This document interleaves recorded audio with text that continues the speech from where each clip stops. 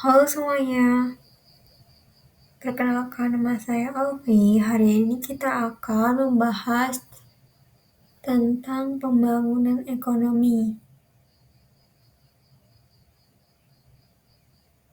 Nah, di bab ini kita akan mengupas tuntas konsep pembangunan ekonomi dan bedanya dengan pertumbuhan ekonomi. Oke. Jadi hari ini kita akan membahas yang pertama, mengapa pembangunan ekonomi itu penting. Kedua, konsep pembangunan ekonomi. Ketiga, perbedaan pertumbuhan dan pembangunan ekonomi. Keempat, indikator keberhasilan pembangunan ekonomi. Dan yang kelima adalah faktor-faktor yang memengaruhi pembangunan ekonomi. Coba perhatikan gambar di slide ini. Pembangunan jalan tol. Kalian pernah berpikir nggak, kenapa sih jalan tol itu penting dibangun? Apa dampaknya buat perekonomian Indonesia? Nah, di bab ini kita akan mengupas tuntas konsep pembangunan ekonomi dan bedanya dengan pertumbuhan ekonomi. Oke, kita mulai saja. Nah, sebelum kita masuk ke definisi, coba kita balik lagi ke gambar jalan tol tadi. Kenapa sih pemerintah repot-repot bangun jalan tol itu? Tentu bukan cuma buat biar kita bisa jalan-jalan lebih cepat kan? Nah, pembangunan jalan tol ini adalah salah satu contoh upaya pembangunan ekonomi. Tujuannya lebih luas dari sekedar bikin ekonomi tumbuh, tapi juga untuk meningkatkan kualitas hidup kita semua. Gimana sih caranya? Kita akan bahas di slide berikutnya. Jadi apa sih sebenarnya pembangunan ekonomi itu? Ini bukan cuma sekedar bikin PDB naik ya. Pembangunan ekonomi itu proses yang lebih kompleks dan melibatkan banyak hal. Mulai dari perubahan cara berpikir masyarakat, perbaikan aturan dan organisasi kelembagaan, perubahan struktur ekonomi, misalnya dari pertanian ke industri, sampai pertumbuhan ekonominya itu sendiri. Intinya, semua perubahan ini diarahkan untuk satu tujuan mulia, meningkatkan kualitas hidup kita semua.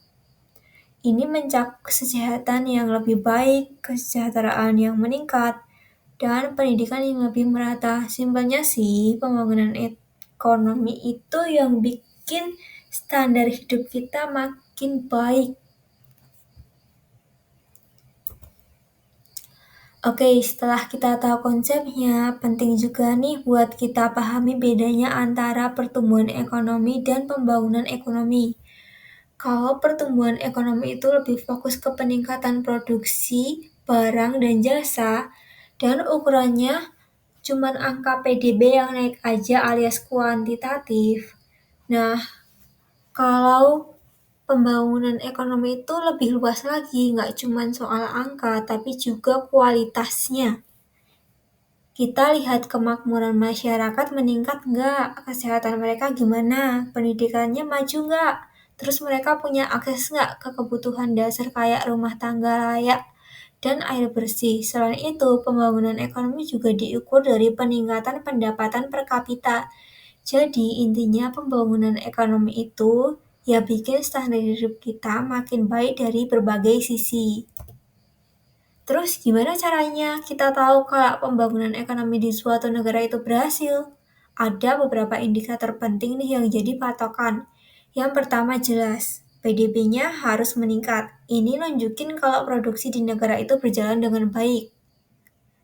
Kedua, pendapatan per kapita juga harus naik. Artinya, taraf hidup masyarakat juga ikut meningkat. Yang nggak kalah penting, nomor 3 adalah indeks kualitas hidup yang dilihat dari angka kematian bayi, harapan hidup, dan tingkat melek huruf. Kalau angka kematian bayi rendah, harapan hidup tinggi, dan banyak orang bisa baca tulis, itu artinya kualitas hidupnya baik. Nah, yang keempat adalah indeks pembangunan manusia atau IPM yang mengukur kualitas manusia dari sisi pendidikan, kesehatan, dan kemampuan ekonomi. Kalau masyarakat mudah mengakses pendidikan, kesehatan, dan punya pengeluaran yang layak, berarti pembangunan ekonominya berhasil.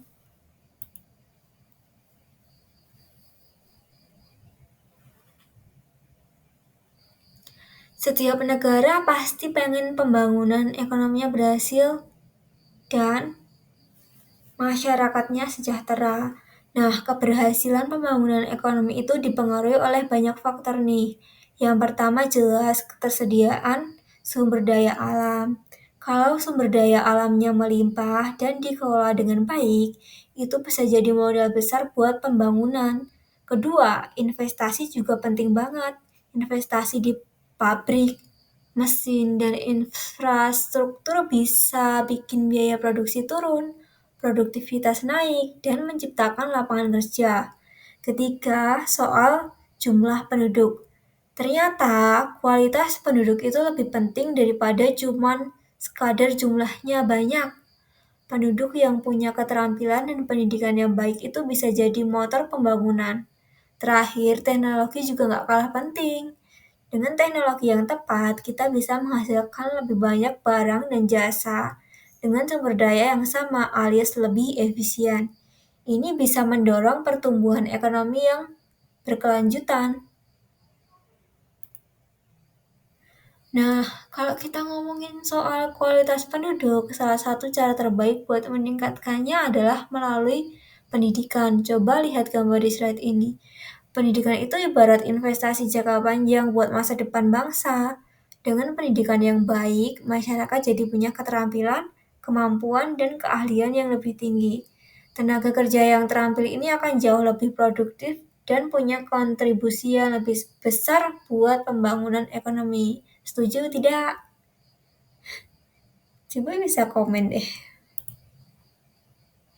Oke, sebagai penutup, mari kita rangkum poin-poin penting tentang pembangunan ekonomi. Ingat ya, pembangunan ekonomi itu bukan cuma soal ekonominya yang tumbuh, tapi juga soal kualitas hidup masyarakat yang meningkat dari berbagai aspek.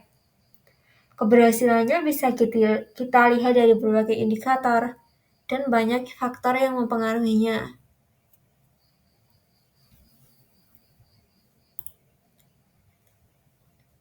Oke, itu tadi materi tentang pembangunan ekonomi. Semoga kalian semua bisa memahaminya dengan baik. Terima kasih atas perhatian dan partisipasi kalian.